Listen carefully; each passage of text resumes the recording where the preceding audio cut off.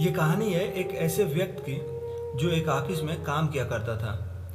Office की काम की प्रेशर की वजह से वो बहुत परेशान रहा करता था।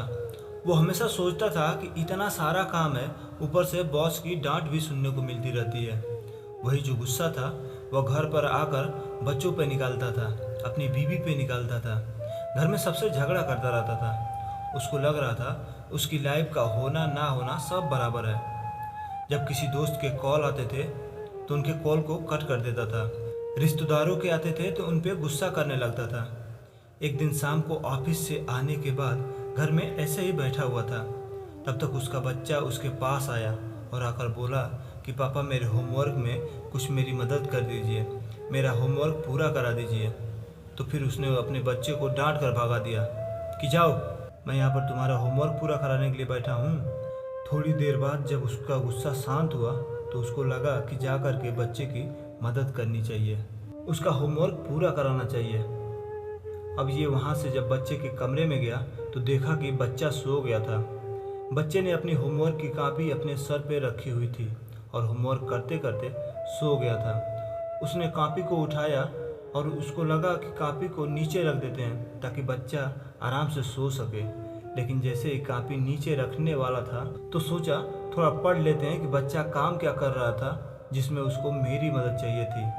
तो उसने जब बच्चे की होमवर्क की कॉपी खोलकर देखा तो उस बच्चे को निबंध लिखने का काम मिला था और उस निबंध का शीर्षक था वो काम जो हमें शुरू में अच्छे नहीं लगते लेकिन बाद में धीरे धीरे अच्छे लगने लगते हैं। इसी शीर्षक पर बच्चे को निबंध लिखना था। बच्चे ने इस निबंध पर एक पैराग्राफ लिख दिया था तो इसने पढ़ना शुरू किया। बच्चे ने सबसे पहले लिखा था, thank you so much.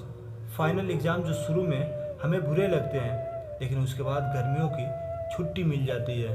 Thank you so much उन बेस्वाद कड़वी लगने वाली दवाइयों का जो शुरू में हमें बिल्कुल अच्छे नहीं लगते लेकिन बाद में हम उसकी वजह से ठीक हो जाते हैं।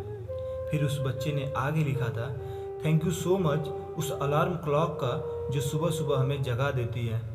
हमें अच्छा नहीं लगता लेकिन उसकी वजह से हम जाग जाते हैं तो हमें मालूम चलता है कि हम अभी जिंदा हैं। फिर बच्चे ने भगवान को धन्यवाद कर लिखा था, थैंक यू सो मच भगवान, आपकी वजह से मेरे पापा मेरी ज़िंदगी में आए। मेरे पापा शुरू में तो मुझे डांटते हैं, मुझे बिल्कुल अच्छा नहीं लगता, लेकिन बाद में घुमाने के लिए ले जाते हैं, अच्छा अच्छा खाना खिलाते हैं, खिलौने दिलाते हैं।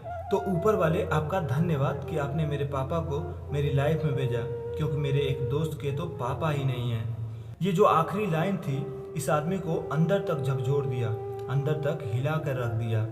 ये नींद से जग गया और इसको लगा कि इसकी लाइफ में क्या कुछ है जो होते हुए भी मिस कर रहा है।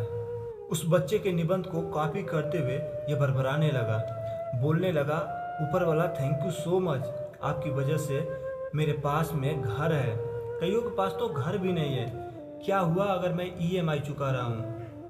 उसके बाद उसने बोला, थैंक यू सो मच ऊपर वाले, आपकी वजह से मेरे पास में परिवार है, कईयों के पास तो परिवार भी नहीं होता, वो दुनिया में अकेले होते हैं। फिर इस आदमी ने बोला, थैंक यू सो मच ऊपर वाले, आपकी वजह से मेरे पास ऑफिस है, वर्क प्रेशर है, थोड़ा प्रेशर है मेरे जॉब में, पर क्या हुआ कईयों के पास तो जॉब भी नहीं है। हे ऊपर वाले, थैंक यू सो मच इस ज़िंदगी के लिए जो आपने मुझे दिया।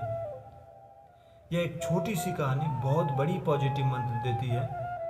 ज़िंदगी में जो मिला है हमेशा उसमें खुशियाँ ढूंढते रहिए और हमेशा खुश रहिए।